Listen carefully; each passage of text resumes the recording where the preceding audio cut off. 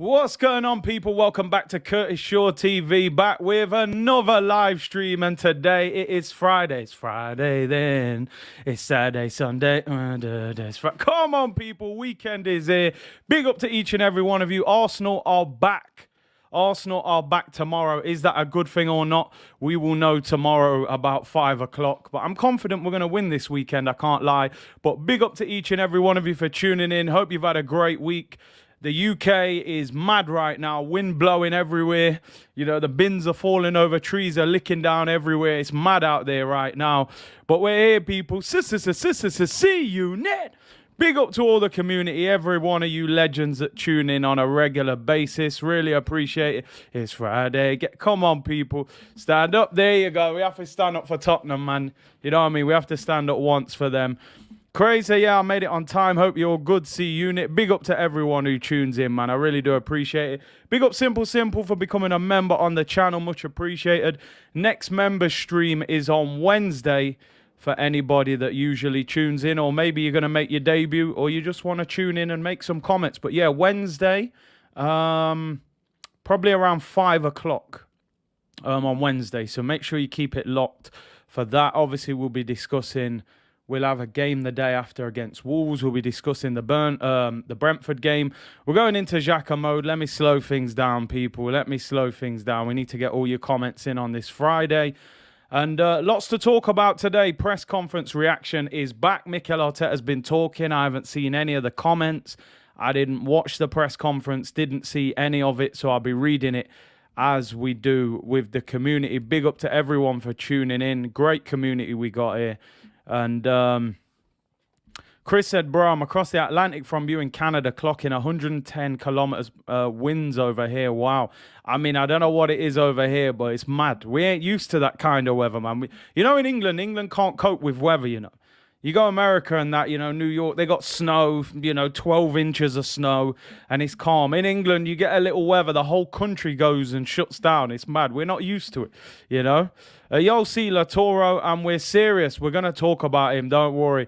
Erika said, don't give me hope. It's the hope in it that, you know, that kills you, they say. But, you know, that's all we've got right now, you know. A lot of people were going mad yesterday. Oh, why are you linking us to Paul Pogba? It'll never happen. I said, listen, I'm just discussing a situation. I wanted to see whether you would take him if he was available. Would you make him an offer? I would make him an offer. He's a free. What have you got to lose, people? Big up Dre, man. He said, well, go on, Johnny. Everything good, bro. Hope you and the family are blessed. Yar said, what's up, Big C? It's good to have you back. Appreciate it, bro. Falalu said, Brook or Khan? I think that Khan will beat Brook. As I said yesterday, we spoke about it a little bit. I think the fight should have happened years ago. But, you know, there's so much politics in boxing. It's even worse than football. I think Brook has got genuine, like, he can't stand Amir Khan. I think Khan's hands are too quick for him. And I think Khan will beat him, but it will be a good fight. Agent E said we had a winter storm out here in New York a couple of weeks ago. Crazy weather over there in winter. Chris, big up, bro, said Curtis. Hey, man, come on. What's going on at Man United, man? I hear Ronaldo's trying to take the armband off the fridge, man. Man said, that's my armband. Give it here. Big up Jay Prez, who said, blessings. And South Africa Scouts at Aubameyang, terrible display for Barca. You know what? I watched the whole game yesterday. If I'd have known that was the kickoff time, I would have done a watch-along for it, but it caught me off guard. And I thought Oba was okay. He wasn't great. He had some decent touches in the second half. But Dembele, when Dembele came on, he was the best player on the pitch by miles. The Barcelona fans were booing him because they obviously know he's rejected contracts. He's going to leave on a free. But by the end of the game, he was brilliant. He was absolutely brilliant. He was the best player on the pitch. So, yeah, that was interesting. Osimhen, a player that we've spoken about a few times in that game. Now, I put out a tweet saying, I like the look of this Osimhen. You know, I would take him at Arsenal. Now, he was caught offside a few times in the game. So, a lot of people were tweeting back saying, no, I wouldn't take him. He hasn't got the intelligence. Keeps getting caught offside. What I liked about him was the way he was pinning PK. You know, he was turning him. He was winning headers. He's tall. He's quick. Yeah, he's a bit of a raw talent, but let's be honest. you're not going to find a finished article, top quality striker that Arsenal can get at the current moment. Anybody we sign is going to be a bit raw around the edges. You know, Isaac is a little bit, Calvert-Lewin, you know, none of these guys you would call the finished article. So I like the look of that Osimhen. Tall, scores headers, very quick, does need a bit of coaching, but he's a problem. Wagner said, why do I get charged $17.99 super chat when I see a few contributing $4.99 or even lower? Have I done something wrong? I've got no idea about that, brother. I don't know how that even works. Apologies if they've overcharged you or anything like that. HK said, man's a live wire, was called a chaos player by the commentator. That's what I mean. It's just, I saw a thing with Rio Ferdinand that was interesting, and they asked Rio Ferdinand, they were talking about Arsenal, and they said, who's your most difficult opponent to play against at Arsenal? And it was interesting that one of the players he said was Adebayor. And he was like, he's not the best striker that Arsenal have had, but he said he's so awkward. 6'4", strong, long arms, long legs, very awkward. Osimhen, very awkward, but he does get injured a little bit. That's definitely one of the problems. Gunnar Gregg said Osimhen is the best striker in Serie A. We got no chance. I mean, listen, Napoli will sell at the right price more often than not, but they're not an easy team to just get players off. You know, Koulibaly as well, man. Don't know if anybody saw that game yesterday, but what a colossus of a centre-back he is. I'm really shocked that he's been left at Napoli for that long. He is some player. Dembele had the best cameo ever. He made Traore look like an Evo stick player. He definitely stepped his game up. That guy D said, Wagner, it's a sliding scale dependent on the length of the super chat. Yeah, you should be able to adjust how much you pay. So don't feel you have to put $17.99. It should allow you to adjust it. So apologies if it's taken more off you than you expected. Koulibaly is a beast. Robbie calls him Cully Daddy. What a player. Big up Oz. Big up everyone. Chris said, big up Curtis. 1+1 is 3, not 2 for United. Listen, Harry, man, just give Ronaldo the armband. You know it's going to happen somehow. You know, he'll probably ring his agent and it'll happen somehow. Abhinav said Koulibaly is at Napoli because of ADL. What is that? Inform me, people. I don't even know what that is. Koulibaly is about 30 now. Yeah, listen, I think the boat's gone for him. I know he was linked with Madrid a couple of years ago. Big up Buenos Aires. Guna said Napoli president is very stubborn, sticks to his guns when putting price tags on his players. He charges the absolute top whack for his players. And big up Matthew from Australia. Rory said Newcastle will go for Koulibaly. Right. Let's get into this Arsenal news. Some interesting things in the news today, man. Like, where should we start? You know what? Let's start with the striker. Broad said, this storm reminds me of when my avocado tree branches did brook off during the hurricane. So many fell off. Yeah, we ain't used to it over here, though, bro. I'm telling you, we ain't used to it over here. Let's talk about Lautaro Martinez, people. Let's talk about Lautaro Martinez. Oh, he was talking about De Laurentiis. I thought man was saying ACL injury. My bad. And in fact, before I share this story, big up to South London's finest. Smash the like button. Let's get 1,000 likes. Follow the Twitch, link in the description. And download Spitch, link in the description. Get that downloaded today. Have a go before the games start tomorrow. You can win up to £70,000, and it is free to play as well. There is a paid version, but don't worry about that. Go for the free version. Try and win the 70k, and if you win that 70k, you know, 5%, 10%, we can work it out, people. But yeah, you know what I mean. Yeah, we'll probably do a Leeds v Man United watch along on Sunday. Tomorrow, we will do, obviously, the Arsenal one. And then I'm probably going to do the Manchester City-Tottenham one straight after as well. So lots of watch-alongs this week. The Twitch, well, my plan was to start when we hit 1,000 followers. But maybe we'll start a bit sooner. Maybe towards the end of next week. Bit of FIFA, bit of football content. Maybe a bit of Grand Theft Auto as well. Who knows? But let's talk about Arsenal. Let's talk about Arsenal, people. A name that we have spoken about many times before. Somebody that I believe we should have signed last summer is Lautaro Martinez. Lautaro? People say I'm always hammering this guy's name. I just call him Lautaro.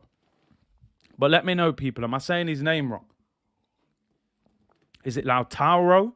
Is it Lautaro? Lautaro Martinez from Inter Milan, 24 years of age. And there is, we're going daily Lautaro now. Apparently, £72 million can get him out of there. I think it's around 80 million euros. He did sign a new contract. Let's see. People telling me how to say it. Robbie was calling him Lachoro. I don't Robbie, man, and them pronunciations, man. Lautaro. You know what I'm talking about. Anyway, we keep it moving. Lautaro Martinez was average versus Liverpool. Now, I was going to say this, but listen, it is always wrong to judge a player purely off one game. But I was looking at him closely the other day against Liverpool, and I got to be honest, I was not overly impressed by him. Now, it's Liverpool, it's Van Dijk. You ain't going to get much joy out of Liverpool's centre-backs, but he didn't impress me that much. But listen, like I said, that's not the benchmark for judging a player. Glenn Holder said Arsenal will still be in this mess next season. You now know this 180 million has been mentioned team are going to ask for top dollar. That's it. You know, it's never smart to put it out there that you're going to have big money to spend in the summer. Because then when you come and try and sign my player and I rate him at 70 million, I'm going to say, bro, I just seen that you've got 180, so you better give me 90 million. So it's not smart to feed it out to the press. I think sometimes Arsenal do this as a bit of a coping mechanism. You know, they know that fans are frustrated with January, so they start saying, go and tell the fans we're going to have 180 million to spend in the summer. Amsterdam, Thailand said, no, don't talk about Arsenal. Don't make the fans depressed. Talk about the good life and forget about them. If only it was that simple, you know.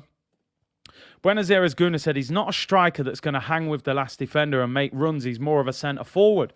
And thank you for your insight, bro. Obviously, Argentina connections. I have to admit, when we speak about him, the first thing that always stands out when I watch this guy play is he always seems to do better in a 2.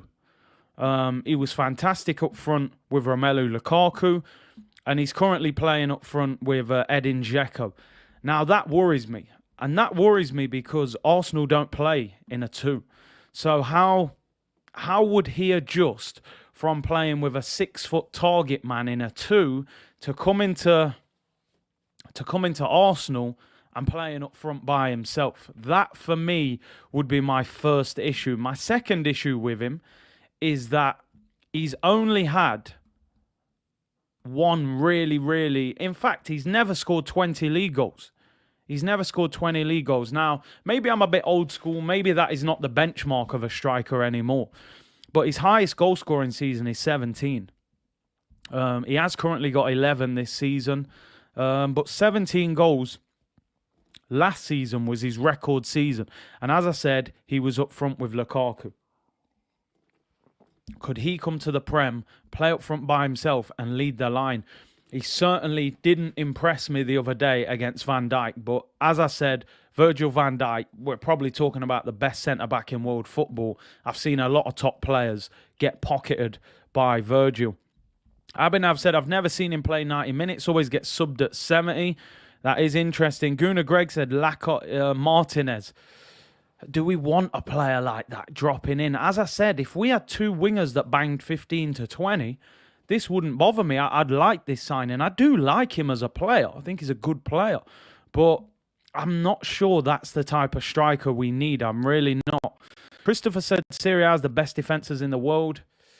I would say as an entirety, as a league, it's not as strong as the Prem. But I understand what you're saying. Defensively, very well organised.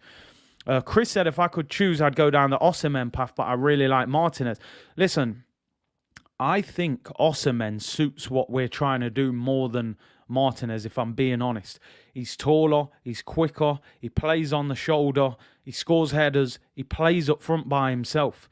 Martinez plays in a 2, drops a little bit deep and goes looking for the ball, and that's something that I think frustrates a lot of fans about Lacazette. When Azira said he'll be great in a tour in a Firmino type of role with wingers off him. You know, to do that, you need wingers that are scoring goals. At the moment, ours are not the most prolific. Amo said Martinez could be Alexis Mark II. I think the circumstances are different. It suited Alexis down to the ground. He had a very solid left-back in Nacho Monreal that overlapped him and pulled fullbacks away. It gave him that space to drift inside. He had an elite number 10 in Mesut Ozil, who got the ball to him. He had Santi Cazorla, who got the ball to him. And he had Olivier Giroud, a 6'3" target man, who would hold the ball up and give him the ball a lot. So I'm not sure. I'm not sure if it is. Jonathan David, a better option in my opinion. South London's finally said, Curtis, could you see him playing in a 2 with Martinelli? The thing is, to play 2 up front, you've got to have 2 monsters in midfield. We couldn't play Xhaka and Partey in a 2. You've got to buy somebody who is significantly better than Granit Xhaka to play a 2-man midfield. Listen, I think I would like to see Arsenal try something like 2 up front, but would this manager have it in him to do that? Babu said Osimhen is better than Lukaku. Definitely looks a lot more mobile, I would say. Luca said Martinez is world class. Get Martinez, he is so class, so much power, good finisher. I like him. I wouldn't say he's world class, but definitely very good player. He's an upgrade on what we've got. It's just the way we're kind of looking to play at the moment. I'm not sure he's the answer. FBM said, would you take Pogba? I mean, I spoke about this yesterday, and we had a very good debate with the community. Obviously it's not realistic. But what I'm saying is, if we manage to get in the Champions League, with the fact Raiola was saying Pogba would consider another Premier League club, I would definitely put a contract on the table and ask the question, what have we got to lose by saying, listen, do you fancy it? You know, I brought the quotes up yesterday. He's a boyhood Arsenal fan, Paul Pogba. So why not ask the question? Yasali said, you, Turkish and Mo are my favourite people to listen to. Maybe do a once a month forever Arsenal kind of show with these lot. Adley, Gunner to the mix too. Listen, we're definitely looking to get some shows. Me and Turkish have been talking for a while. We're going to get a show going. Maybe we could bring guests on that as well, but I appreciate your support. Yar said, Osimhen all day long, bro. Big up Gio. Why, Gio? High flying, top of the league. Jeez. AC Milan fan Gio, by the way. Your 2 strikers are about 75 years of age, you know, Giroud and Zlatan, although Rafael Leao, as you say. He said, big up Curtis, Rafael Leao ain't going nowhere. Osimhen is a baller. Suits your system, but Arsenal has to drop 120 million for him. You can have the snake Kessie. He hates Kessie, innit? Because you know he's chasing the money. Obviously, there's an investigation going off at the moment regarding Osimhen's move from Lille to Napoli. It's led to reports that they may cash in if they can get their money back. Now, having watched him yesterday against Barcelona, he's pivotal to the way they play. And I just don't think they would sell him on the cheap. They paid about 70 million euros to get him. It's frustrating, isn't it? Because the year before Osimhen left Lille, their big hype man was Nicolas Pepe. We went and dropped 72 million on him, and he hasn't worked, let's be honest. There are a number of reasons, but it hasn't worked. A year later, Osimhen becomes the main man. He goes, and look how successful he looks like he's going to be. So, very frustrating. Ash said if they are world-class, Arteta won't sign. They won't sign for Arteta. Christian, thank you for the super chat, said, I'd rather have David than Martinez. We need an injection of his type of energy and source. Imagine him and Martinelli running at the defence. I'm a bit like it on FIFA as well. I can't help it. I'm a pace merchant. You know, I like strikers with, in FIFA terms, like 90 pace plus. I just think Arsenal need a runner, but we also need somebody that can do something with the ball at his feet. A lot of the problems towards the end with Aubameyang was that, okay, he's quick, but when he's got his back to goal and he's got to pin big, strong centre-backs, is he good enough? I just like Osimhen. I don't know what it is. There's something about him. He's very awkward to play against. Definitely can do with tidying up a little bit, but very good. Listen, if Arsenal sign Lautaro Martinez, I would support it. I think he's a good player. It would be exciting. He's 24 years of age. I just, as Buenos Guna said, that centre forward, that link-up player, I don't think we've got the wingers to have that kind of striker. It's that Lacazette kind of striker.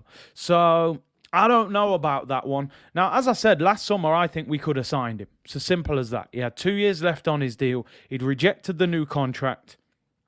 Inter wanted to sell players. This is the reason Antonio Conte left. And this is the reason that Hakimi went to PSG. They were saying at the time, Martinez is more sellable and Lukaku is unsellable. Chelsea turned up with 100 million and it all changed. We could have signed him last summer, in my opinion. But again, we were hanging around and waiting too long and we missed out on that one. So, listen, I suppose a lot will happen depending on, do they have to sell players again? Will they win the title? I know Inter are second, AC Milan are top. Let's see on that one. But do you know what? Let's get the first poll up of the day. Lautaro Martinez, £72 million. Would you be happy with that signing? My opinion would be, I think there are strikers that would suit what we're trying to do more than him. But if we signed him, I wouldn't be against it. You know, beggars can't be choosers. Let's keep it 100. We got Lacazette and we've got Eddie and Nketiah. I'm in no position to turn down Lautaro, but he wouldn't be top of my list. Would you take Lautaro Martinez for 72 million? So yeah, for me, I would, but he wouldn't be top of the list. I would definitely be trying to get other strikers before him. The poll's up, first poll of the day. Get voting. We'll end it in about 10-15 minutes.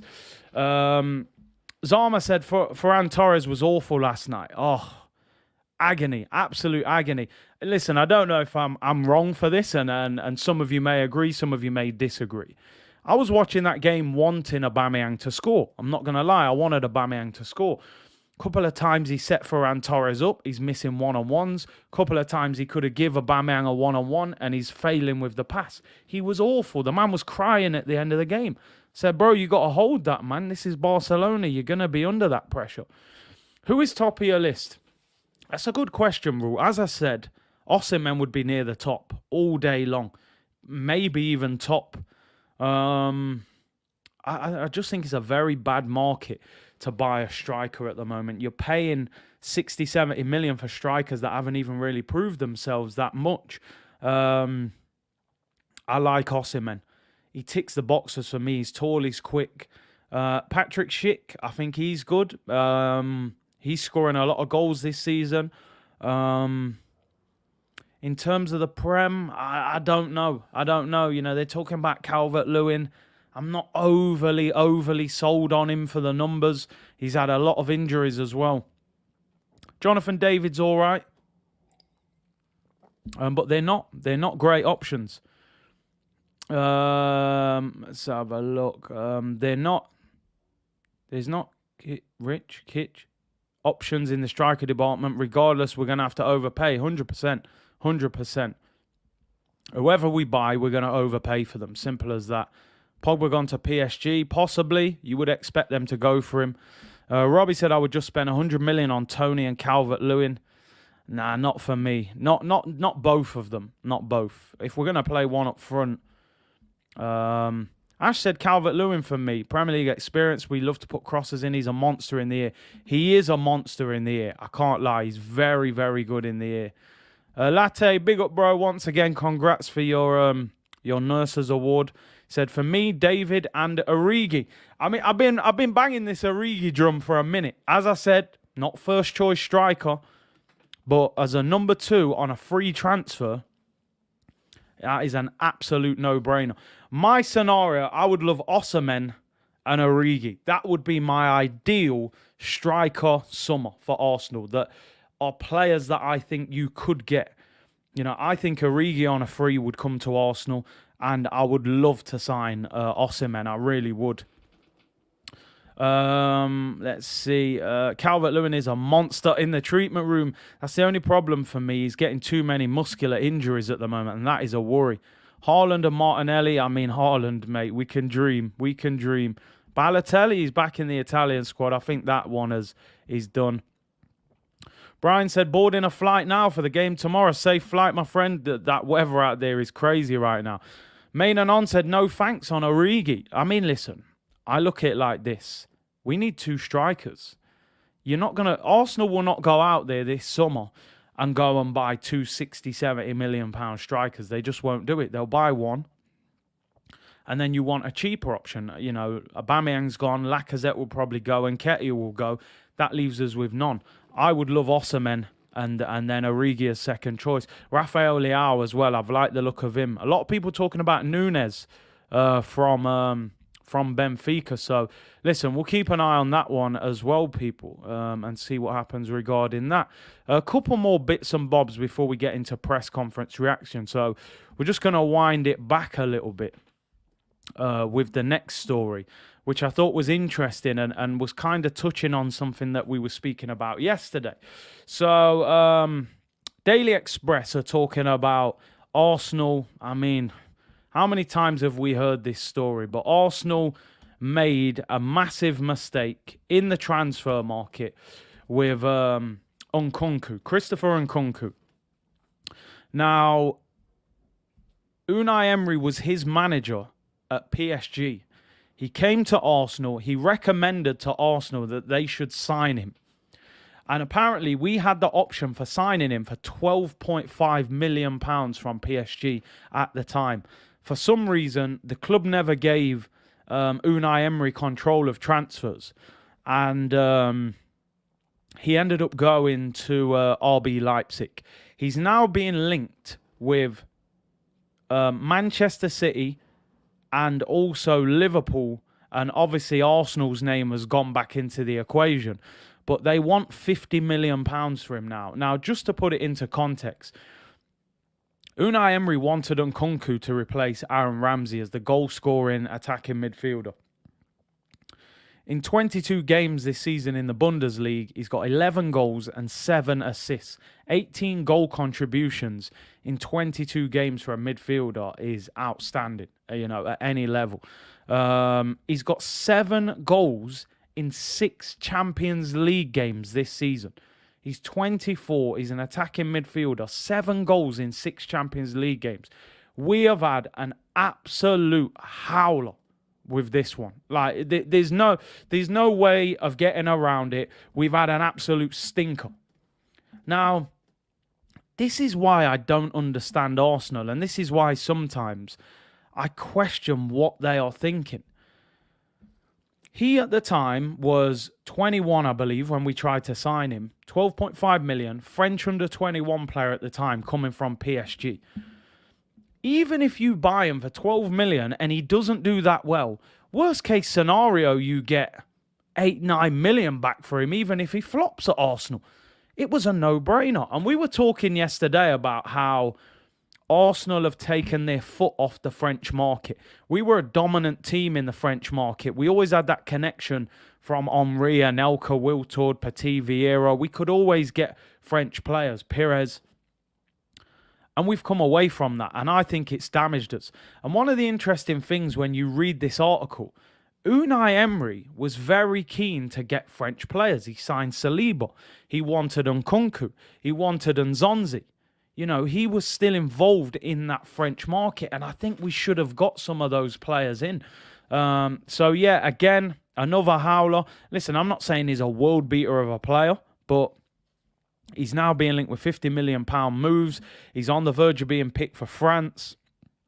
7 goals in 6 Champions League games and 11 in 22 in the league. Exceptional numbers. They are strikers' numbers from a midfielder. You'll do well to find a midfielder scoring those kind of numbers. So, you know, just interesting why Arsenal hired a manager who's had a lot of success in the Europa League, a very experienced, highly rated manager. Why would you appoint him and give him so little control over transfers, but then you appoint Mikel Arteta, who's never managed, and it seems as if you've given him full control over what happens? That, to me, is just You would have thought it would have been the other way round. Emery would have been trusted because of the CV to go and get his own players, and Arteta you would have kept maybe a closer eye on. Sometimes the way we do business at this football club is insane. It really is. Who knows what he could have done if he'd have got his own players? He wanted Zaha, they gave him, Pepe. He wanted Nzonzi or Fabinho, and they gave him Lucas Torreira. He didn't get the players he wanted. He wanted Nkunku, they gave him Dani Ceballos. Zama said, Turkish endorses Timo Werner, Big C. What are your thoughts? Yeah, somebody sent me a clip. I think Turkish, was he saying that Arsenal should go for Timo Werner, I think he was saying. I mean, listen, it's a tricky one because, listen, I'll be honest. Timo Werner, every time I watch Timo Werner play, I say, this guy has got some of the best movement you will see anywhere in Europe. The fact he misses so many chances tells you his movement is unbelievable because he gets so many chances. But his finishing is woeful in the Premier League.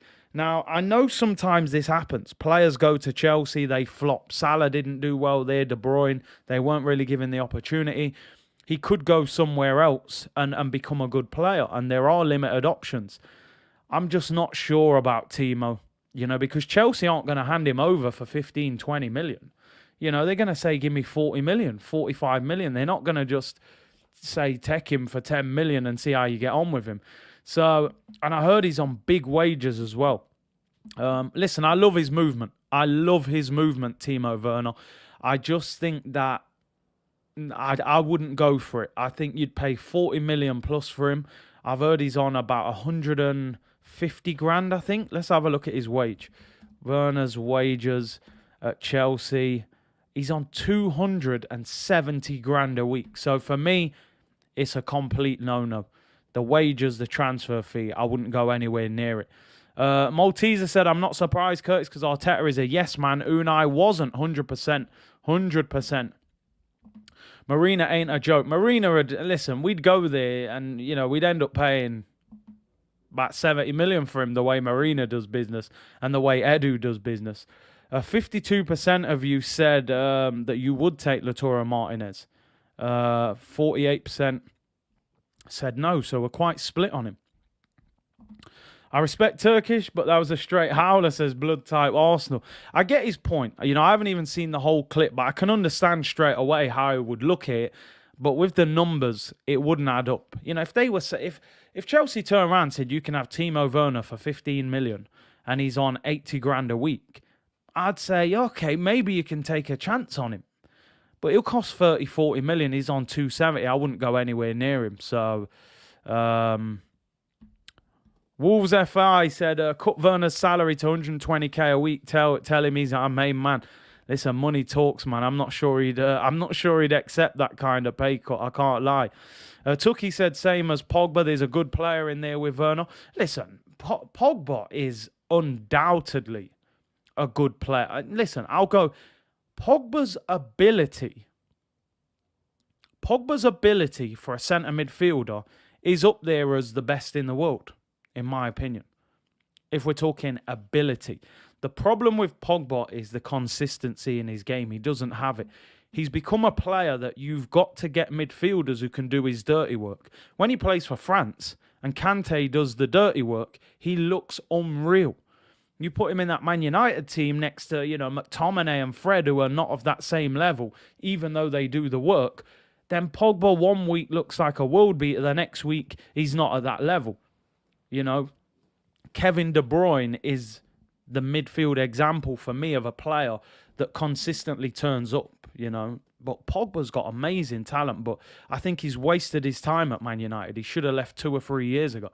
I don't think it suits him there. Amsterdam, Thailand said, Ajax fans don't accept anything less than champions of Holland, survive the Champions League group stage. Otherwise, the manager has to go. This is with a budget 1/10 of Arsenal. Expectation makes clubs move. 100%. And listen, the circumstances are different. Let me just say, your circumstances are different. Even though you've got 1/10 of Arsenal's budget, I would imagine that Ajax are the richest club in Holland. So you're probably still the Manchester City of the Dutch league compared to maybe Feyenoord, PSG, and teams like, or PSV, sorry, and teams like that. But you should have expectation. You should have pressure. You know, I don't think Thierry Henry was wrong for saying this club needs to get top four, because this is Arsenal. And the manager's in his third season, so now there has to be pressure. Pressure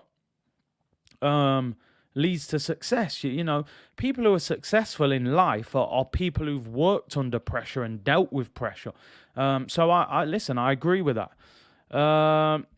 Pogba would cost you 500k plus Raiola's fee. That's the problem, innit? Raiola scares a lot of people off. Vegas Gunner, big up bro, said, as long as Arteta is managing, I don't see Arsenal signing French or French-speaking players. Sambi was a referral from Omri, so that's kind of different. Also a referral from Vincent Kompany, who obviously was Man City captain.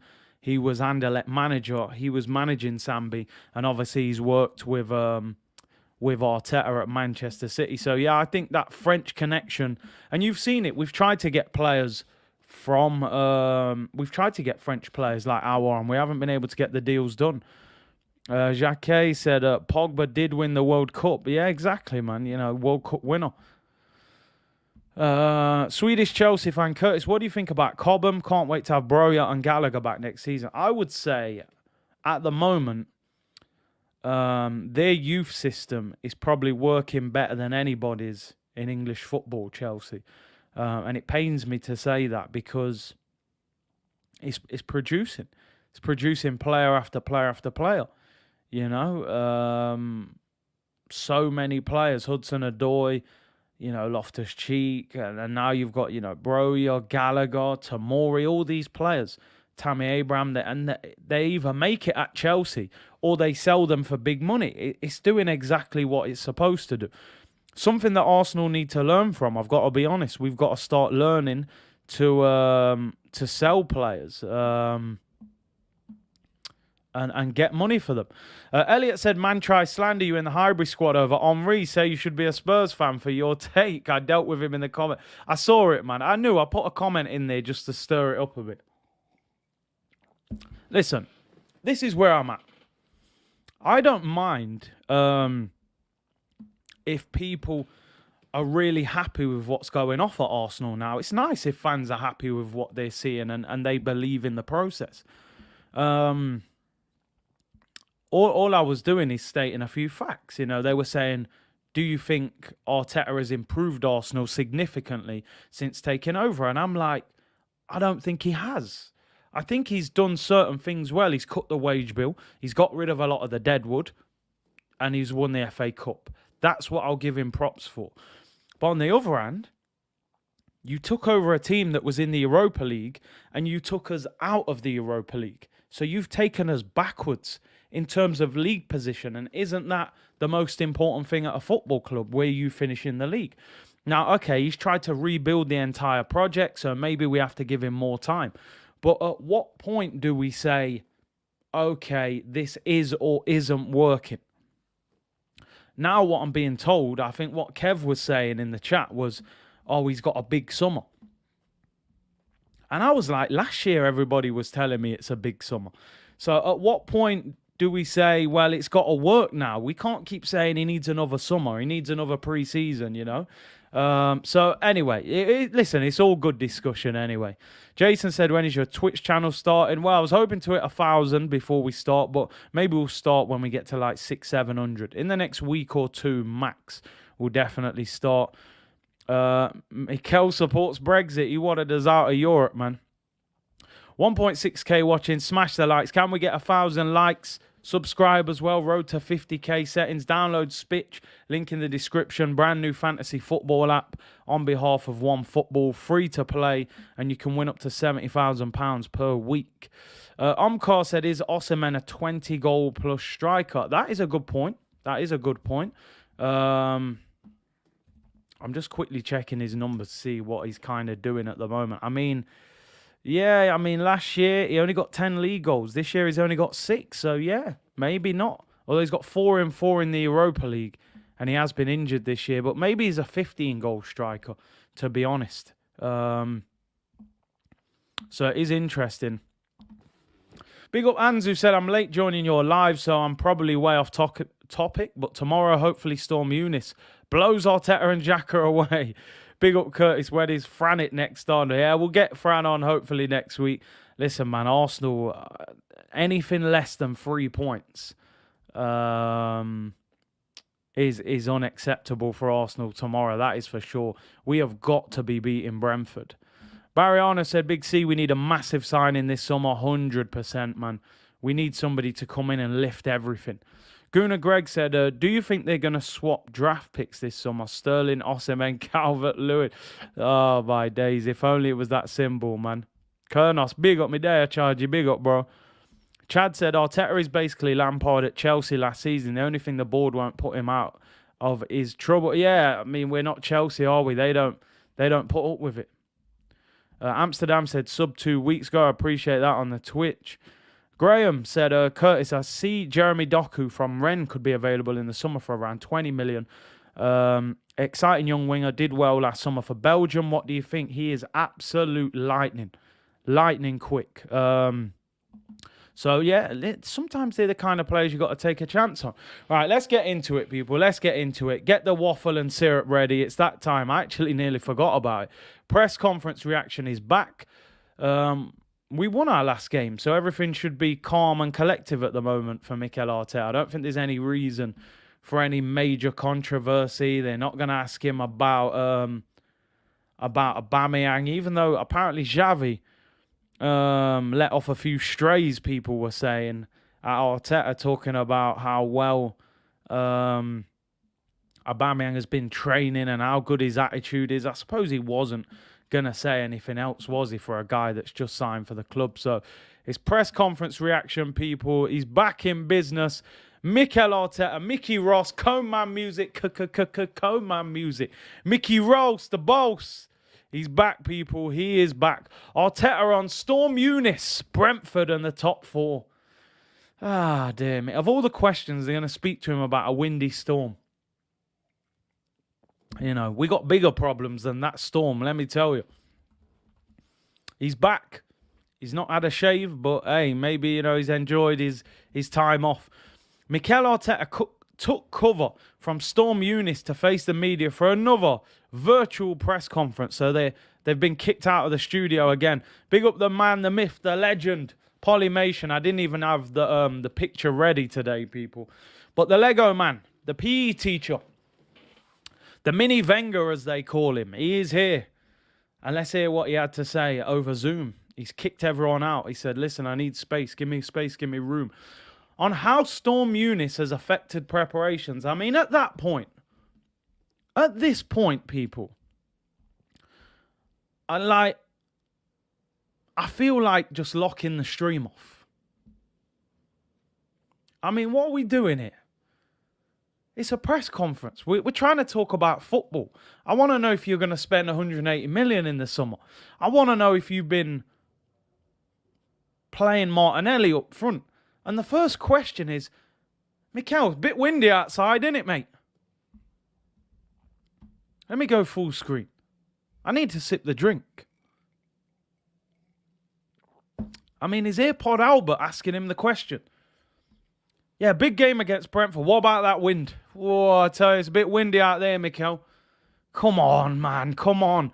Is this going to be the narrative if we get beat? Well, you know, we lost because, you know, a bit windy out there and we couldn't play our usual football. Jesus, this is nuts. But let's go. Let me move. It's windy out there. Mikel the weatherman. I mean, I should lock it off. He said, yeah, we had to change the session. It was too windy to do what we wanted to do. So we had to adapt and do one part inside and one part outside. We were safe, which was the most important thing, and we managed to do some bits.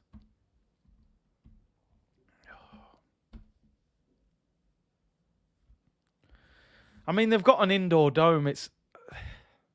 Who asked him that question, please? Somebody tell me. Who asked him that? Was that Charles Watts? Oh, man said windy waffles. Bro, these men have got an indoor dome. You don't need to train in the wind. What's going on? What are we doing here? I feel like just locking it off. Just walk away, man. Craig David settings. First question. Windy waffles. That should be the new... You know, if I ever get rich, that's going to be the name of the new joint. Windy waffles. Unlimited syrup. Oh, man. It's windy outside, Mikel. Oh, man. You better worry about Ivan Toney, mate. Don't worry about the wind. Make sure we go 3-point collecting. That's all I care about. Let's move. Let's talk football, you know, not wind. Oh, man. What a way to start there. It's windy outside. They're acting like it's 1940 and there ain't no dome. You can just say, oh, lads, it's a bit windy. Let's just go in the, you know, £5 million indoor dome that we've got. You know, it's not going to inconvenience you that much. On the team news, we are all good. The doubt was Tomiyasu, which is still not perfect, but he has trained the last few days. So he's in contention. We can use him, so that's really positive. Otherwise, we are good. We know that Gabriel Martinelli is out with a red card he received against Wolves. The rest of the players are okay. Elliot said, windy waffles out now. I'm telling you, Mickey Rouse, Teflon Don. Ah, oh, dear me. John said, you should do this on Twitch so you can go through the press conference video instead of reading. See, I need to find this out, right? Because I'm getting mixed things with this. Are you allowed to play videos on Twitch? Like, is the copyright thing different on there? I don't know. Can I actually play the press conference? Because if that's the case, then we're going to have to start doing press conference reactions on Twitch. Because that would take it to another level. Arteta talks more breeze than Eunice, I'm telling you, man. Obviously, good news. Tomiyasu is back.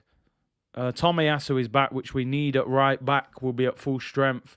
No copyright issues on Twitch. It's the Wind Curtis featuring Arteta featuring Kevin Campbell. Kev, I say it's a bit windy, Curtis. Oh dear. He said yes.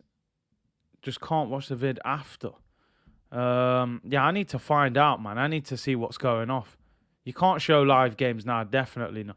No, I'll never leave YouTube, man. We're just gonna add. You know, we're adding. Martinelli is out. I mean, we're going to speak about the team news shortly. Let's get through this. On how far the team have come since the game against Brentford at the start of the season. Said, let's show tomorrow that we are going to be a very different team. We're going to get a different level of performance and result. We play at home. We know the stage of the season we are at and what the aim is. To do that, we have to perform, play well, and win the match. I mean, they're not at their best at the moment. So they're there to be beaten. We need to be beating them tomorrow. We really do. I've watched Brentford's last few games. I haven't been impressed. And we need to take advantage. And we owe them one. Let's face it. We owe them one. Ivan Toney was talking, you know, a lot of smoke at the start of the season. Laughing at us in interviews and that. So I think we definitely owe Brentford a beating. And they beat us quite comfortably after the first game of the season. So 3 points tomorrow would be vital. When you look at it as well, people, you know, Spurs play away at Manchester City. I can't see them getting anything out of that. So yeah, I need to see 3 points. Jean said, yeah, Big C, I watch rant streams. It's sick, especially with highlights and stuff. Hold on, I'm messaging him after. I need to know what's going off. People telling me you can show the press conference on Twitch, so I'm going to find out. Big up Fitz, who said Arteta looks like Captain Scarlet. Twitch going to be lit, trust the process. Big up my bro Fran, hope you're well, brother. I was tuned in earlier. Said, yes, community, hit the like and support the channel. Make sure you follow Fran as well. And wind is Ty's excuse. He goes on to say... on the game against Brentford, the opening day, he said, we knew the difficulties we were going to have, which is always difficult, the amount of players we had with the team that we had out, blah, blah, blah.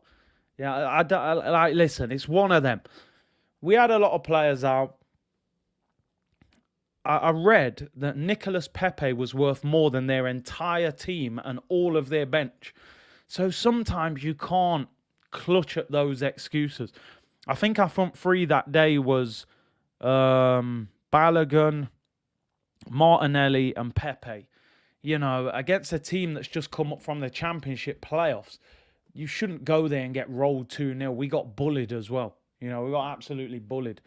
On the fact the club stayed firm despite knee-jerk reactions to that defeat.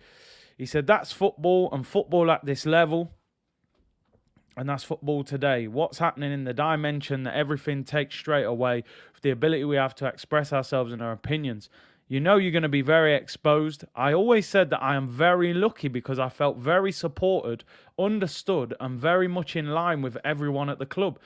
When we had some difficult results, the club has always stood there and they've been really supportive with me, with the players, with the staff. That's something in the world you can't take for granted. I mean, they've more than stood by him. It's like, I wonder if a lot of it, and I'm just looking at it. I read something last season that Arsenal were still paying Unai Emery's payoff from when we sacked him.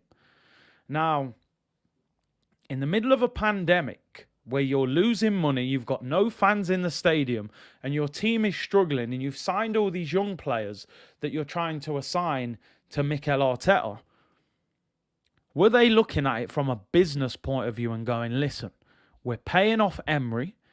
If we sack Arteta, we're going to be paying off Emery, Arteta.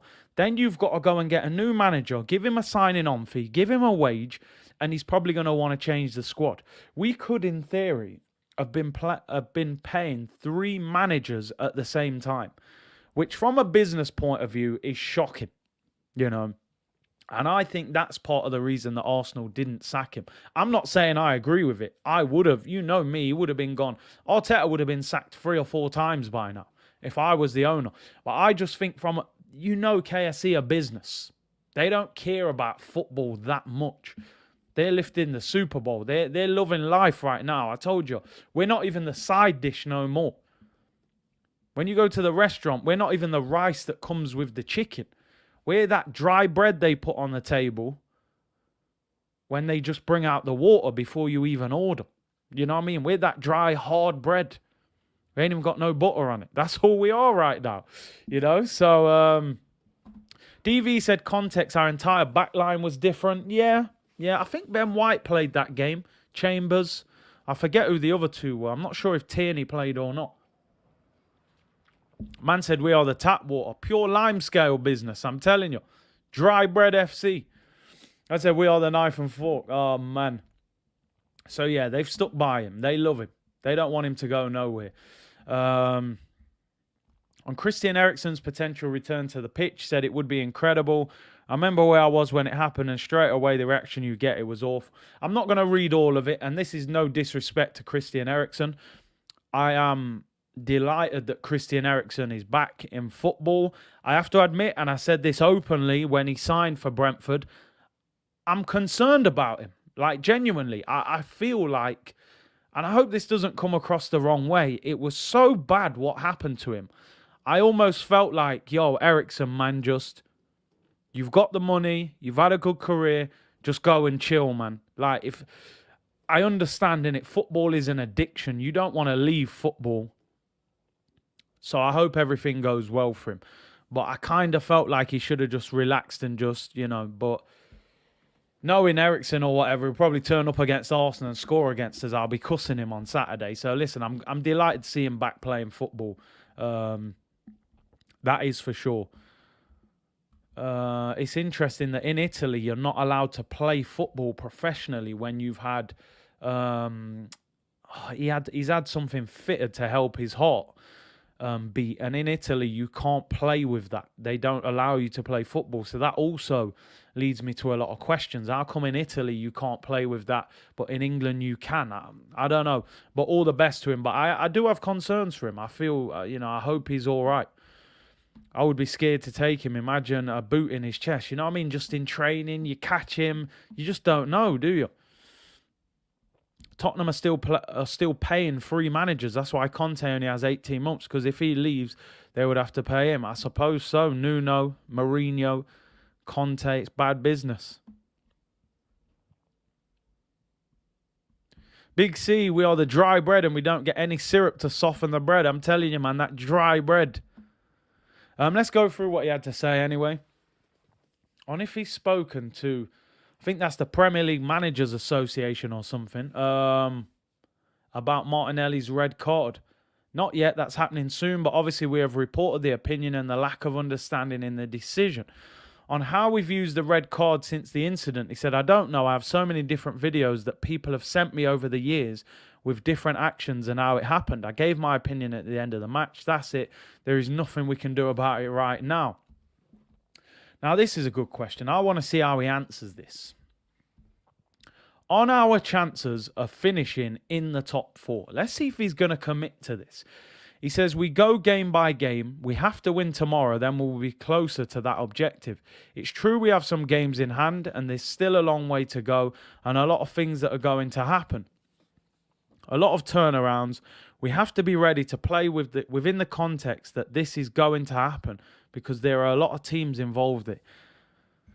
I mean, he always gives me this feeling, Arteta, that he hasn't answered the question. I get it. You're not just going to say blah, blah, blah. But do you want top 4? What do you believe our chances are? All he's saying is, oh, there's twists and turns and in our hands and we got to be ready and there are a lot of teams. What's our chances of top 4? Ask him again. This guy, man, he's so good at not answering a question. I want to hear him say, listen, we're in a great position. We feel we've got a chance and we're going to go for it. That would have had me like, yes, let's go. Do you know what I mean? But it is what it is. Maybe they tell him not to answer the question. I don't know. The syrup's all over the place, people, man. There's too many waffles again. He just will not.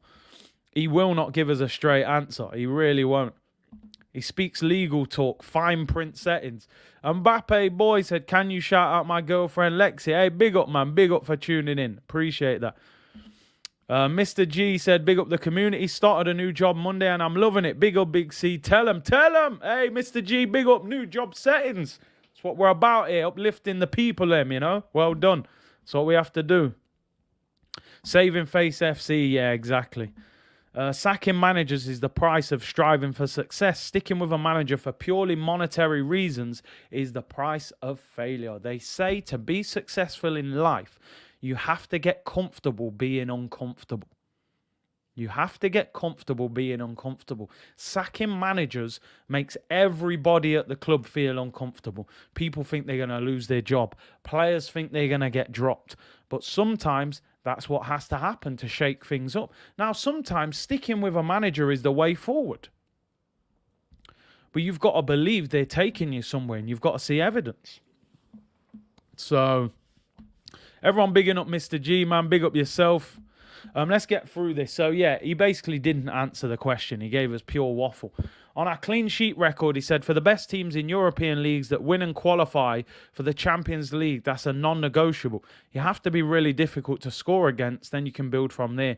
Our creative and attacking play has improved, and we still have a lot of room to improve. Our efficiency in front of goal must improve to get more margins in games to win comfortably. That's something we are working on. Bro, there's only so much work you're going to be able to do with Eddie Nketiah and Lacazette, bro. Let me tell you. You need more than that. Let's see what happens with Martinelli, whether he plays him up front. Arsenal fan, why don't we get Patrick Schick? Maybe we'll look at him in the summer. Wow said Arteta ain't doing bad. I mean, he ain't doing bad, but he ain't doing that good. That's what I would say, you know, if I'm being fair. Fitz always preaching truth. Yeah, Fitz comes with them bangers, man. Drops them facts, you know. Winder's blown all his cones away. Oh, dear me. On Bernd Leno's recovery from COVID, he said he's fine. He's recovered well. Didn't have too many symptoms. He trained the last few days. He felt good, so Leno will probably be on the bench. On how he reflects on our first games of the season. I mean, they've already asked him this. It's part of football, part of the job to lose football matches. It's part of this, unfortunately. There's a lot of things you learn in terms of preparation, the team you select, analysing what happened and how, not analysing it in a different context. Exactly what happened with the players that you had on the day, and don't lose focus on the direction, because it's really easy to start to shift one side and the other. I mean, keep what you're doing in your beliefs and keep going and be very stubborn on that. I mean, dear man. Someone's gonna have to tell me what he just said. I don't know what he's saying right now. You know, man's saying shift and slide to the left. One hut this time, dude. I don't know what's going on here. Man's got me going all over the place, bro. Like, man's just saying, what did you think on them first 3 games when we lost? It's part of... Oh, man. Yeah, I need a drink. We need more waffles in here. Oh, man. Yo, I'm telling you, he's doing some Gary V business, man. They're like, Gary, you know, I want to get my dream job. He's like, I tell you what you got to do. You got to, you got to go for it. You got to chase your dream. How old are you? You're only 25. Listen, when I was 25, I was drinking wine. Now look at me. You can do anything you want. Man's on some inspirational Gary V business. I hope I ain't mashing up the American accent there. I'm trying, people. Oh, man. Cha-cha. Real smooth, I'm telling you. I'm Stubborn, the new single out now. Coman music. We know you're stubborn, bro. That's for damn sure we know you're stubborn. On if sticking to our beliefs has got us in a good position. Oh, here we go. He's going to go in on this one. I can already tell he's going to go mad. Man said he's the Spanish Ollie. He said, it's sticking to what we planned and understanding the difficulties along the way. I said on day one, I think the club were very clear. This is not going to be a clean ride. It doesn't happen. When you go from A to B to C, or the level that the Premier League has, it's not going to be a straight line up there. It's never going to happen. It's going to be a line that comes down, and then hopefully we will get there. You have to be prepared for that, because if not, you will change your direction, and then you will be in big trouble.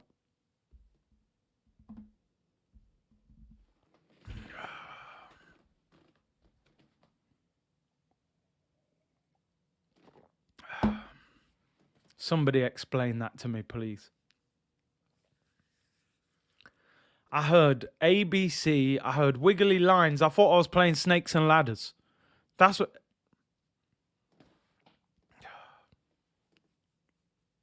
What did he just say, please?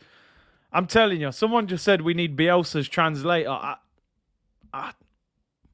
What's he talking about, please? Let me not do him dirty. I'm trying to... He's talking about lines. I think the club were I was very clear. This is not going to be a clean ride. I mean, are we at Alton Towers? Where are we? It doesn't happen. When you go from A to B to C, or the new level that the Premier League has. Ah, dear. Mikel, mate, you... A to B to C, people. Man's putting codes. Man's doing Morse code. Man's tapping in codes, fam. It's not going to be a straight line up there. Not going to be a straight line, people. Wiggly lines all over the place with Arteta. It's the wiggly lines, Curtis. It's the wiggly lines. It's not going to be a straight line up there. You can't just go straight up, You can't just... It's never going to happen, he says. It's never going to happen. Yo, this guy, he's out of control. They need to stop this. They need to stop this. Man said the Arteta Matrix, please. Polymation, somebody who can edit good. Somebody send me a Matrix picture on Twitter with Arteta's face on. Mikel Arteta Matrix, like... No wonder we're not in the top 4. Are they doing English and science lessons at school? Oh, man said, when you go from A to B to C, or the new level the Premier League has, it's never going to be a straight line. It's never going to happen. It's going to be a line that comes down, then hopefully we'll get there. And you have to be prepared for that, because if not, you will change your direction and be in big trouble. I mean, Mikel, mate, Mikel, you are unbelievable, mate. Absolutely unreal. Wow. It's going to be a straight line that comes down. And then hopefully we will get there. You have to be prepared for that, because if not, you will change direction and you'll be in big trouble. Wow. Have you ever in your life heard a press conference like this? Like, security should burst through the door and just grab him. Real talk, man. Somebody should be pressing the red button like, come on, get hold of him. He's gone mental. This is beyond waffle settings. There ain't enough syrup and waffle for this. Man's talking about geometry and angles. He's the solution to our problems. Maybe that's the code to the problem. I feel like I'm playing Grand Theft Auto San Andreas and I'm on wanted level 5 stars and police helicopter starts coming for you. You know when you had to drop the cheat and you had the cheat written down on paper? It's like, yo, police are coming for me, man. Up, down, left, right, R2, L1, L2. That's how I feel right now. I got the PS pad out. I'm going mad. Wow. It's unbelievable. Straight lines, ABC. I learn something from this guy every day. I really do. I don't know what I learned, but I learned something. Maybe that's why we're finishing 8th. It's the codes, Curtis. It's the codes. We've had the wrong codes all along. That's why we're not in the top 4. You get the right codes, and that line comes down, and Champions League. I don't know, people. Amsterdam, Thailand said I missed his super chat. Apologies, bro. I'm scrolling. There we go. Arsenal were known for attacking football, so what the F is he talking about? People start supporting clubs from their style of play, not some park the bus Stoke. Hey, listen, man. But he's Stoke with codes, mate. He's Stoke with codes. Yeah, I bet Stoke never talked about ABC and lines coming down, mate. This is next level. If you don't understand what Arteta's doing, you do not understand football. That's what they'll tell you on social media, mate. That comment there is goated. That is a goat comment for me. I have never read anything like that in a press conference. Here we go. I should have locked this press conference off at least 4 times. On whether we're ahead of schedule in the top 4 race. Oh, no. Here we go. 2.5 years. He said, it's where we are. We have earned the right to be where we are right now. Credit to the players, credit to the club and everybody, especially our supporters. I see what you're doing here. You're trying to keep us sweet, innit? He loves throwing the supporters shouting, but I respect it. Go on, carry on, go on. Because we talk about the club needing the support, I think it's very important how our fans reacted and how they understood the necessity to stand behind these young players. Do you know what? I'm just going to have a little break, right? I applaud this guy so much. The PR is like prime Barcelona level. You see the way he manipulates us. It's beautiful. You know exactly what this guy's doing. Oh, the fans and the young players. Oh, I know our fans will support the young players because what else would they do? How could you ever criticize such a young, innocent team? They're like a baby, When someone's got a newborn baby, you're not going to say anything horrible, are you? Because it's an innocent child. That's what Arteta's doing to Arsenal, man. He's got them cradled in his arms. He's like, I know you all can't stand me, but, you wouldn't dare say something bad about me with this lovely baby Arsenal team that I've got, with all these young players that I was forced to sign. Come on, man. Stop it. Just stop it now, please. We know what it is now. We know. PR process. We know, man. Relax. We know. They love it. They're the kings of PR, this club. I swear they must write this for him. How they understood the necessity to stand behind these young players. Elliot, big up with a super chat. He says, man's now a GPS, grab the drink. I'm telling you, I might as well have Arteta's voice on the sat-nav. Google Maps. He can take you anywhere. Man said that is one ugly baby. Tom, man, yo, I'm telling you. Oh, my days. He said the mentality has been incredible, and that's what we need. that every time we play in front of them and when we play away, that we feel their support because we become a much better team. Now that we have earned the right to be there, now we need to go game by game to maximize the position that we're in.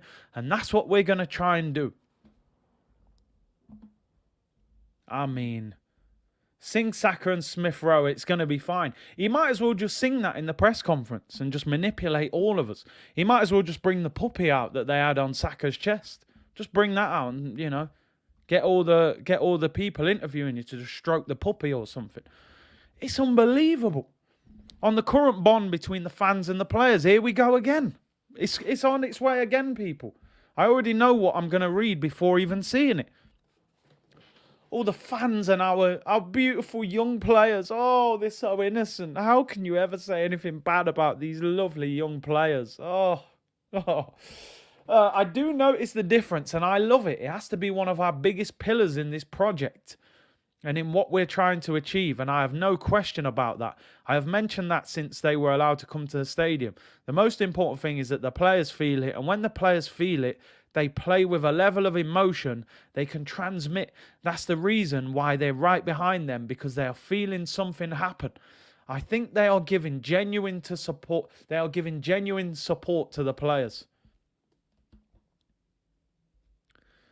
I think I've had too much syrup and waffles today, people. I feel sick. I'm getting indigestion.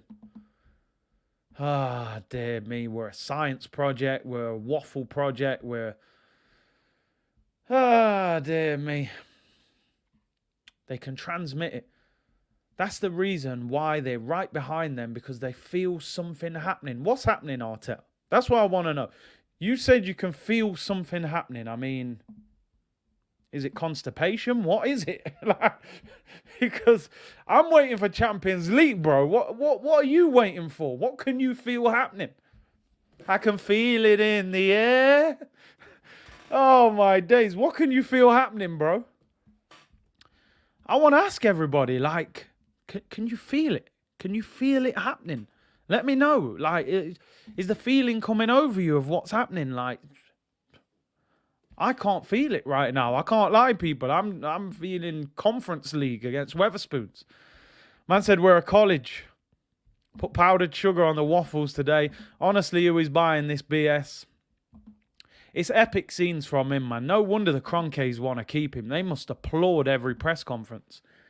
The PR is world class. Man said, Jackson, Mike, can you feel it? Yo, I'm telling you, man. Let's continue. We can't take much more of this. On whether the players are fined internally for their red cards and what we're going to do to stop it. He said, probably not talk about it anymore, because the more we talk about it, the worse we're going to make it. Just don't talk about it. No point talking about your problems. You're just going to make it worse. There's no point. Let's not even talk about it. Yeah, Mikel, how come we didn't sign a striker? Don't talk about strikers. You're going to make it worse. Oh, dear me. Mikel, you're out of control. He's out of control, people. Oh, my day. We're going to need more waffles. Don't talk about it. You're only going to make it worse, people. Oh, my days. This man's giving me a headache. Real talk. John Layout, big up, bro. Mr. Danielson, he said, waffle here, waffle there. This man was made by Waffle Inc. I'm certain Arteta was made by the finest waffle company on earth, and he bathes in syrup. He must have syrup in that hair. That's what holds that Lego haircut together. I've never heard anything like it. Big up for the super chat, bro. I told him, I said, this guy has answered no questions. Unbelievable. Broad said he's out of control like Fiddy. What a tune that was. You know, I got what it takes to make the club go. Yo, he's making the press conference go out of control, man. Yeah, you're right, though. He hasn't answered a single question clearly in the whole press conference. Let me get through this. There's only so much we can take. He said probably not talk about it anymore. The more we talk about it, the worse we're going to make it. Yeah, Granite, don't worry that you keep getting sent off. We just won't talk about it, yeah, because he'll make it worse. That'll solve everything. On whether there's a stigma attached to his players around red cards, he said, I don't want to say anything like that. I just said that there has been various reasons, very different ones in the way we got red cards. Somehow we have to stop it. It's going to harm performances and results. That has to be our aim and focus. We can't try to blame the refs.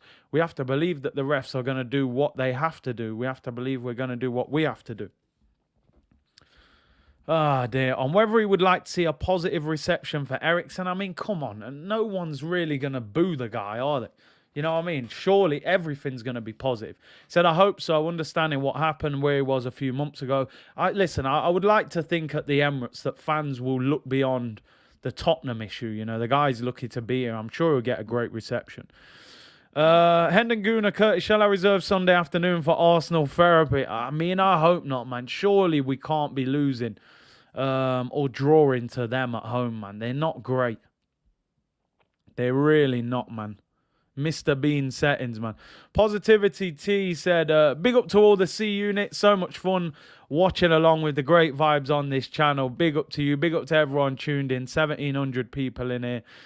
Who answers these questions? Let's get through it. I don't want to put you through any more of this. What? Last question. Oh, damn, what? I mean, listen, no. Let me stop. Let me just stop before I look at this. I'm already disappointed because I've seen that the answer is so short. You start the press conference by asking him about the wind outside. One of the worst questions I've ever seen asked in a press conference. And you finish it by asking him about Thierry Henry saying if you don't get top 4, you're a failure. No wonder they ended the press. I bet man was pressing Control-Alt-Delete on his computer. Yeah, just end it. End it. Man said, yeah, Thierry Henry said, right, that's it. Control-Alt-Delete. Get this over with. I'm ending it after this. Man said, Henry's banned from the Emirates. Empty clip. He's emotional about the Henry comment. Listen, man, because he can't say nothing to Thierry. That's why. Man said, get the strap. All right, let's get back to it. He ain't give us a lot to feed off. I can see it's a short answer. This is where it was about to get tasty as well, man. This should have been early in the press conference.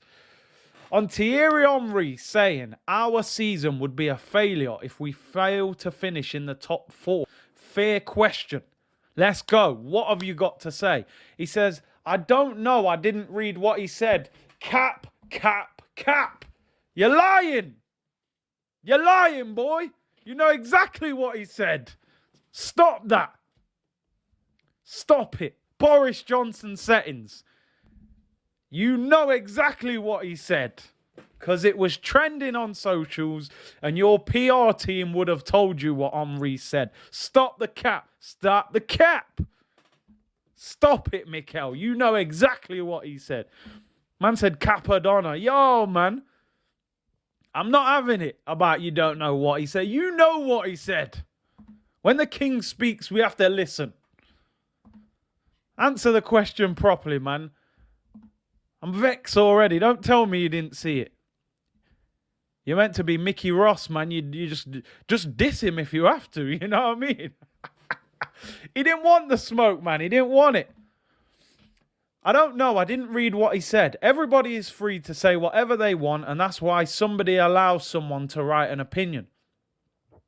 Tomorrow, our aim is to play as good as we can and win the match. That's the target. He didn't want no smoke, man. Because he knows Thierry, you better be careful what you say about Thierry, you know. They don't build statues for nothing.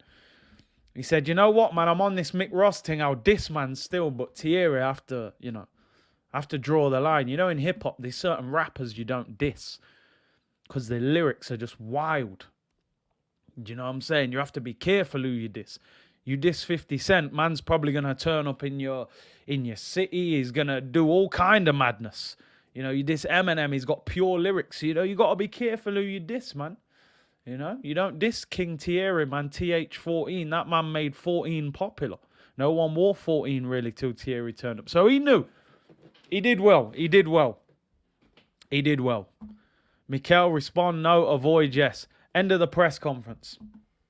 Finally. I tell you what, right, I didn't expect this press conference to be even that interesting because I thought, you know what? We won the last game. It's Brentford. It'll be calm. We're looking forward to it. We got players back. Boom. We keep it moving. Man can't vavavoom, man. You know what I mean? Man can't vavavoom. It's Thierry, man. You have to be careful how you talk about him, you know. Because I'll turn up at the Emirates with my Henri 14 shirt on. No cap. Man's capping about you didn't hear it. You heard it, boy. You heard it.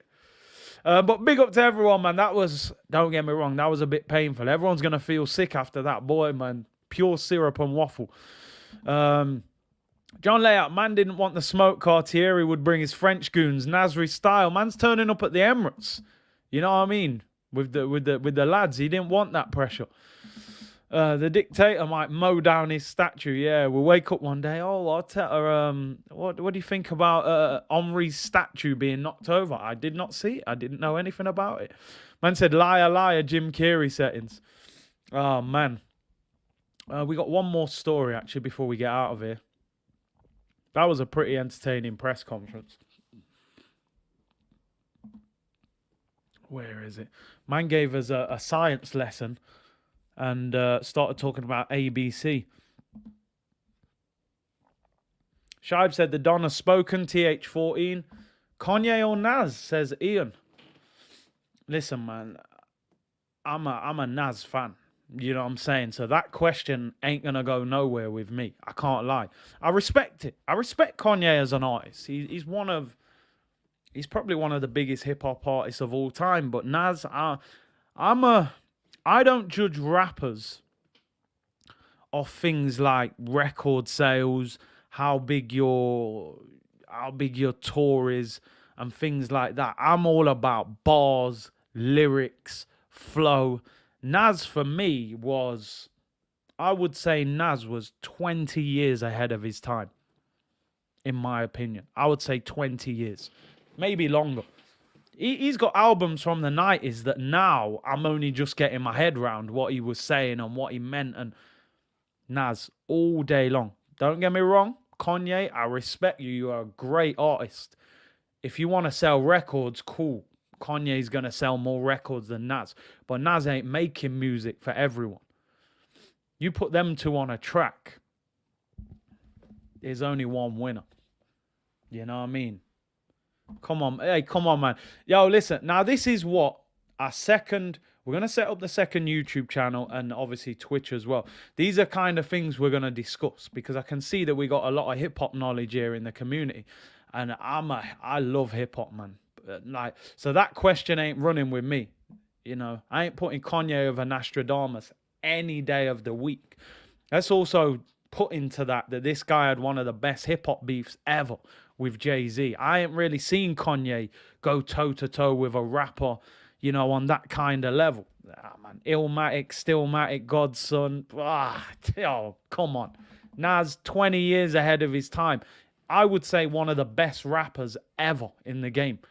But we'll save that for another stream before we start going crazy about hip-hop. Arteta is the disease, Henri is the cure. Elliot, hey, don't get him started, man. You know what I mean? Don't get him started. But good question. Look, Amsterdam. Why are you, man, just throwing grenades in the chat and then running off? I don't want to get too into that, what you're saying there, right? I don't want to get too into that because we'll be here all day. But I don't agree with the order of what you're saying there. I don't agree with it. I don't want to get too far into it. Amsterdam, Thailand, just letting off grenades in the comments, trying to start all kinds of problems. But I don't agree with that order. But I'll let you guys figure out your order out of those three. Biggie, Tupac, and Nazi's saying. But you know what I mean? They're trying to draw me in. Mikel said 50's the GOAT. Do you know what? I'll be honest with you, right? Late 90s to early 2000s, 50 was like... He was like at the peak of hip-hop. Because the thing with 50 was making the mixtapes for the streets. And he was making the albums for the industry. He had it from both angles. You know, his diss tracks were unreal. G-Unit radio. You know, I remember when we used to have a guy called Kevin who used to bring the mixtapes every other Friday. I'd be like, yo, you got that new G-Unit radio? Because I knew someone was getting dissed. You know what I mean? 50 was unreal at that time, but he kind of fell off. Man. A lot of the old school rappers have kind of fell off, man. They're in different things. He's a TV man now, Power and all of that. But yeah, late 90s, early 2000s, 50 was unbelievable. 50 only had one classic album. I kind of think he was held back by his first album. It's like his first album was too good, you know. It kind of came out so big. It was like, how are you ever going to match that album? So it might have held him back a little bit. Maybe he could have done with Get Rich being like his third album. Dipset or The Unit? See, even the... I would probably go Dipset, you know. In terms of the group, I loved 50. I wasn't as big a fan of G-Unit as a group as I was of Dipset. I loved 50, but I wasn't a huge fan of like Banks and Buck and Yayo. They were good. I like Game. I wish Game would have stayed with 50. But I did love that Harlem sound. I can't lie. I was a big fan of Cam. I love that old Harlem swag. You know what I mean? I loved all that. Jewels and Jimmy and that. But we could be talking about this all day. Hendon Gunnar, predictions for Arsenal. 2-0. I'm going 2-0 to Arsenal tomorrow. Give me a score predictions. In fact, I've got one more thing to cover. I was about to wrap up. Dipset destroy G-Unit. Yeah, I think as a group, they're a stronger group. But 50 can destroy groups by himself. This was my final story. I mean, if you want to read some cap, this is as cap as you're going to see. First of all, my apologies. This comes out of the Sun newspaper. You know my thoughts and feelings around that newspaper. So I apologize early. Fit said, old school me, Public Enemy, Tupac, NWA. You're going old school with that. Someone just said, can't get close to the locks. I mean, you saw that, man, in the clash they did with Dipset, man. They destroyed him, Jada. On a whole other level. But listen, before we get out of here, Arsenal are planning the biggest spending spree in their history. With up to 180 million budgeted for the summer signings, Stan Kroenke is keen to show faith in Mikel Arteta by providing the funds for a major squad upgrade. I mean, do you believe it? Is this the old Warchest again that John Cross used to say every year? Arsene Wenger's going to have a war chest. We're going to sign Luis Suarez. We're going to sign Gonzalo Higuain. We're going to spend 50 million on this player. And in the end, we had about 70 million and we bought about 5 players. And you make a great point, Hendon Gunnar. Season ticket renewal coming up. The war chest stories come out. Season tickets apparently going up, I think, 4 or 5% next season. So they're going to have to convince people that it's worth coming back. I don't think we'll spend 180 million. I think we'll spend again. We're going to need, I would say, at least 1 centre mid, maybe 2. And I would say 1 to 2 strikers as well. But I can't see us spending 180. But, you know, we'll have to see. The war chest is back. Man said it's a waffle chest. The waffle chest, man. Probably more likely that than the war chest. In fact, yeah, you're right, people. I have got the thing here. I was going to quickly do predicted lineup for tomorrow, although there isn't too much to talk about because in reality, I would say 10 of the starting 11 simply picks itself. There is probably 1, maybe 2 discussions that you could have. So we will do that as well before we get out of here.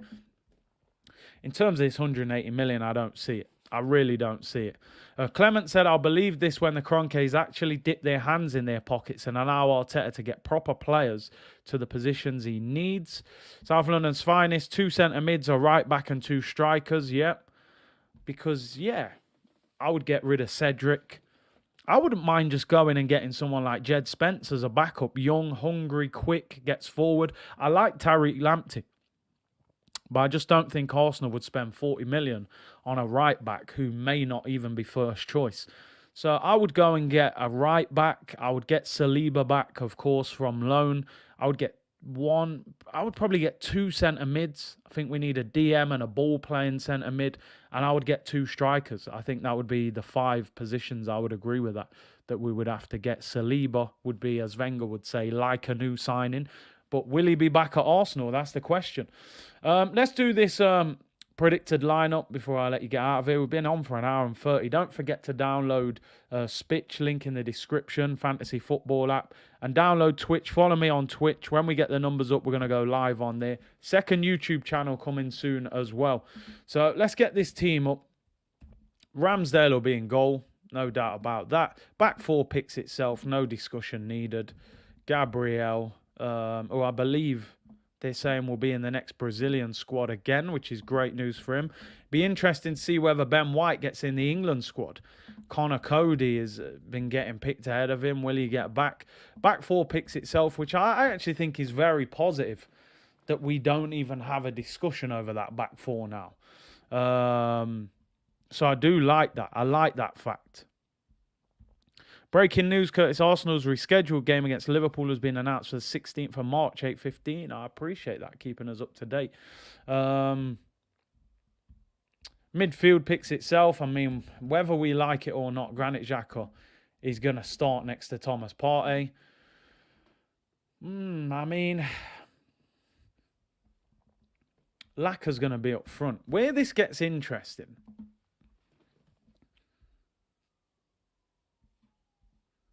Realistically, what's going to happen here is Saka, Odegaard, and Smith Rowe, right? 100%. Unless there's an injury or anything, it's going to be Saka on the right, Smith Rowe left, Odegaard in the middle.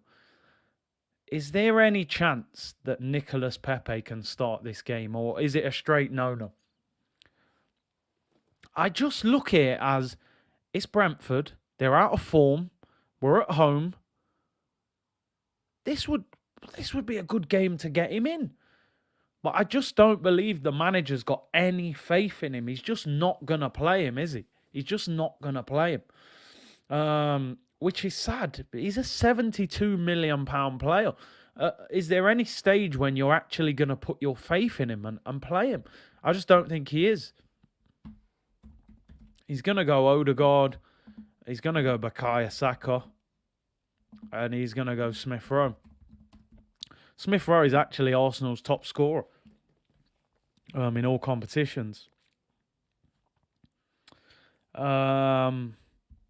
Free Pepe, man. Free Pepe. Listen, one thing at least that I want to see tomorrow from Pepe is get him on the pitch. 20, 30 minutes to go. Take off Odegaard or Smith Rowe, Saka, and bring him on. Maybe even Lacazette. If Laka's not doing it, I don't want to see Eddie and Nketiah coming on the pitch. Put Pepe up front. Do something different. So it's sad. I think it tells you a lot about where Pepe is in his Arsenal career. The fact that one of the wide players is injured. And we're sitting here with certainty saying that Pepe won't play, which is sad. But I think Pepe will be sold in the summer, if I'm being honest. I think Arsenal will try and sell him this summer. And listen, if he's not even the second choice winger, then what chance does he have? Who would you drop for Pepe, Big C? I mean, listen, I'm not even saying that I necessarily would, but I kind of would like to see it. I mean, the problem is, I think Smith Rowe could have played in the 10 role. But when he has played in the 10 role, it hasn't been great there. Seems like he's better off the left. And I think that has kind of stopped Pepe getting in this team. Because if Smith Rowe was fighting for Odegaard in the middle, Pepe would probably start tomorrow. Buenos Aires Guna said our bench is weak. I mean, thinking about a bench, we're going to have Nketiah, Pepe, El Neni, Lokonga, and not much else. Cedric, Holding. It's a pretty poor bench. If you needed a goal, Pepe, I don't know who else could come on and really influence the game. It's not a great bench. So I think Pepe will get game time tomorrow, one way or another. But we'll have to see. If he doesn't, then there's big problems. Zach said, Odegaard has been brilliant for us. You can't take him out of the team. I think he's been good. I think he's been good. I don't think he's been brilliant, but he has done well. He has done well. I got to give him that. Although Alex said drop Odegaard, he's dog. He don't rate him. I think he needs to damage the opposition a little bit more, Martin Odegaard. That is one thing I would like to see him add. Mark Burgess said, big up to you, Curtis. I haven't been in the chat for a while. Hope you're well, bro. Appreciate you tuning in. I am just about to round up. Been on for an hour and 34 minutes. It was an epic waffle settings press conference, that is for sure. Before we get out of here, score predictions for tomorrow, people. Throw them in the comments. Are you confident? I look at this team, this Brentford team, and I think we should be beating them. I had a stat here, actually. I had a stat about Brentford's goals and their performances. How many games is it? Let me just have a look at this. So, Brentford, where is it? Oh, I had it written down as well. Well, Brentford are out of form, is all I will say. Where did I put it? I saved it somewhere. Brentford. Oh, I'll try and get it back. But yeah, give me a score predictions. Craig's going 2-0. Yeah, I'm going 2-0. Elliot 2-0. Oh, there it is. Four losses and 1 draw in their last 5 games. They are not in good form. Let's have a look. Brentford, where are they in the table? Brentford are... Yeah, there it is. Yeah, you're right. Spot on. Brentford are 14th. 4 defeats and a draw in their last 5. I mean, no win in 5 games and they're coming to the Emirates. We got to be rolling them. Gooner8 said 3-1 to Arsenal, so you think we'll concede 1. Storm Steel, you need to do 2-hour live shows. Hey, man. Listen, if the people stay tuned, and we'll do some. Craig said 2-1 Arsenal. I just want us to be a bit more comfortable than that. I hope not. Not financial advice, Bikes. Oh, yeah, I hear you. Zama said 3-0 to Arsenal. Smith Rowe brace and 1 for Sakos. People still don't think Lacazette's going to score. Clement says 2-1 Arsenal. Buenos Aires, I'd take a scrappy 1-0. I actually think Arsenal, even though I would take a scrappy 1-0 as well, I think we need to put in a bit of a performance tomorrow. I really do. I think we need to beat them comfortably. They haven't won in 5. They done us first game of the season. Ivan Toney talking smack. I'd like to see us roll them over 2 or 3-0, you know. In form, out of form, we should be beating them every time. I suppose the worry is we went to Everton when Everton were completely out of form and we got beat. We went to Man United when they were all over the place and got beat. I know Brentford are not as good as those 2 teams I've mentioned, but that's still the danger when you play against teams like this. J-Man said 4-1 to Arsenal, 2 for Laka, 1 for Saka, 1 for ESR. Rohan said 2-0, 2 Eddie tap-ins. Arteta gets an Eddie tattoo afterwards. That's a perfect way to finish. Big up to each and every one of you for tuning in. Like this video on your way out. Subscribe if you haven't. Follow me on Twitch, link in the description. Download Spitch fantasy football app. Get your team sorted. Try and win 70 grand this weekend. Tomorrow, Arsenal watch along. I may even do the Manchester City v Tottenham watch along straight after the Arsenal game. And we will do the Leeds v Man United watch along on Sunday. So busy weekend ahead. Hopefully we go 3-point collecting. And yeah, you know, we got a chance, man. Man City play Tottenham. Hopefully City beat Spurs. Give us a little bit more space. Looking forward to the game tomorrow, 3 p.m. kickoff. We should be on from about 2:15. Make sure you join me for that. Enjoy the rest of your Friday. And hopefully I will see you all over the weekend. For these games. Big games coming up for Arsenal and a few watch-alongs. Take care, people. Enjoy your Friday, and I will see you tomorrow. Bless.